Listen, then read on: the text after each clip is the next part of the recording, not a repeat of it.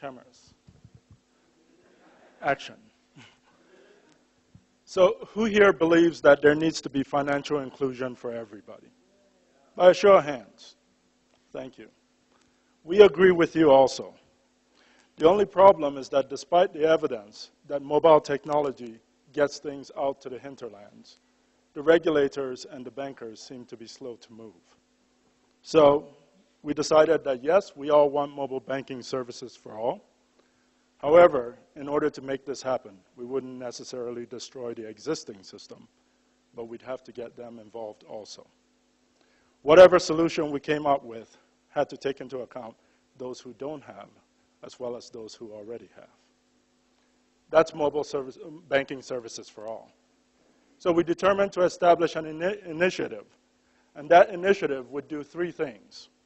It would first of all create a mobile banking mechanism and toolkit that would enable incumbent banks, money transfer agencies or providers, as well as new entrants to provide banking services through mobile channels. What that basically means that is all that you get right now at a bank, you should be able to get on a mobile device. And that includes those places that are profit centers right now in the cities, as well as in the rural areas. Second, we would create toolkits and curriculums that enables participants to promote and provide universal financial services and education. The education is extremely important because right now, one of the major problems is that people don't even know how to manage money. If you provide credit, and the credit is used for consumer purposes or consumption, rather than for creation of wealth, then you've got a cyclical problem. Further, we would develop policy and regulatory recommendations to encourage the expansion of full mobile banking services. Thanks. Why will this be a success? Because we believe that by offering interest-bearing accounts, essentially we'd be able to bring the bankers together with those who are underserved. We would then, in order to do this, follow up with the World Bank and African Development Bank, and then we would design a concept note and then approach the central banks who are key to providing the regulatory change. We have a proposal of a system for harnessing innovation, ecosystem, and technologies for adaptation to climate change. Our proposal is to establish a system that has two components. One of them is the open climate change data platform designed to establish for promoting climate change-related open data and information. And the second one is the development of application and solution by innovation system at local, national, and regional level. And here we have a diagram where we show what will be the actors that will be part of this system. At the bottom of the climate change, the government, the affected entities and interested parties, and the climate change-related information management system that would have data sets and maps, open, free, climate change-related data, ICT-based application, open application, satellite imagery, sensors, nodes, and on the other side, the innovation system. I believe that part of the participants here are part of the innovation system that will be challenged to develop application, low-cost devices and sensors, and early warning system to help the developing countries. Why would it be a success? We'll be addressing one of the problems on climate change, which is the lack of data and application for addressing climate change in Africa, mainly focusing on food security and safety. And the next step will be to introduce this approach as an issue for the Rio 20 by the African Development Bank and the World Bank. And the second step will be to mobilize climate change champions and interested stakeholders to develop proof of concepts. For example, Nokia, academia, Open Innovation Africa Summit communities, follow up with the international financial institution. And who will bring this forward? The World Bank and IISSD and the CSRR. Thank you.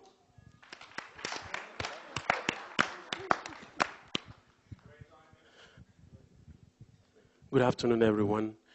One of the areas that we critically look at for developing the ICT e-transformation in Africa is attracting foreign direct investment.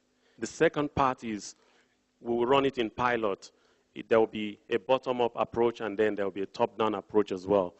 And the major components will be selection of indicators. There is a broad range of ITU indicators, and each participating country will look at how that indicator relates to their own development and what the investors will require. And then they will designing the template, and then they will look at the supply and demand chain as well. The second part is we will look at data gathering and then reporting system on annual basis and then on a periodic basis as well, which will span across the household survey, the user demand, and then the implication to the economy. Data checking as well, harmonization and updating will also be done.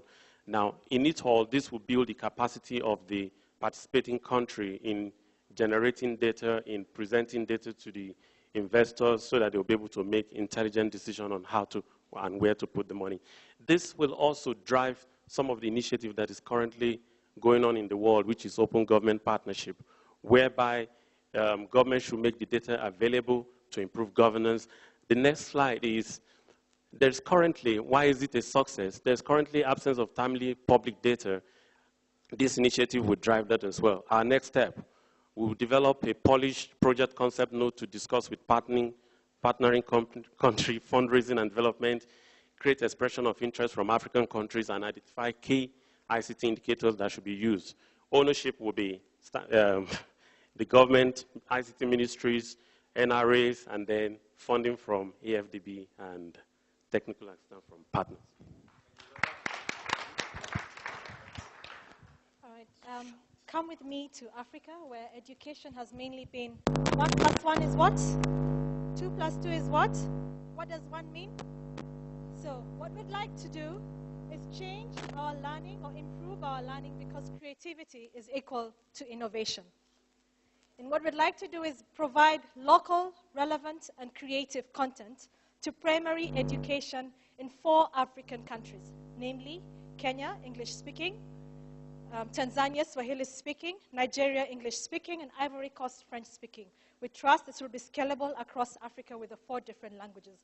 How we'll do this? We'll bring together local content developers that will bring and provide creative content in learning in primary education.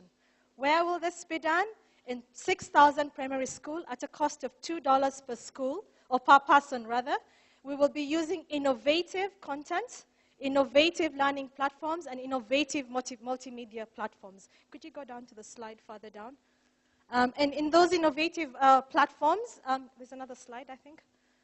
And in the innovative platforms, we will be using things like solar, projectors that are solar powered, and those innovations will there provide innovative learning. We trust that a lot of you will join us in this. We believe that there are very many creative innovators in here, and you'll be thinking of seeing how we can turn maths into fun, English into fun and storytelling, that is the African language, geography into maps, and we'll begin, and what we want to do is develop the concept and do away with several educational divides. The first divide we're doing away with is the digital divide. The second divide is learning by multimedia. The third divide is using creativity for innovation. We hope to start a project concept paper that we will call you all to sit together with us and give us your ideas on different innovative concepts for teaching and learning. And after that, we will create a roundtable discussion and develop the concept paper further. And once we are done with that, we will prepare a detailed project paper distributed to all for your comments. And once we get that, we hope that the people with the banking money will give us some money for us to do this work. Welcome to the Creativity Learning School. Thank you.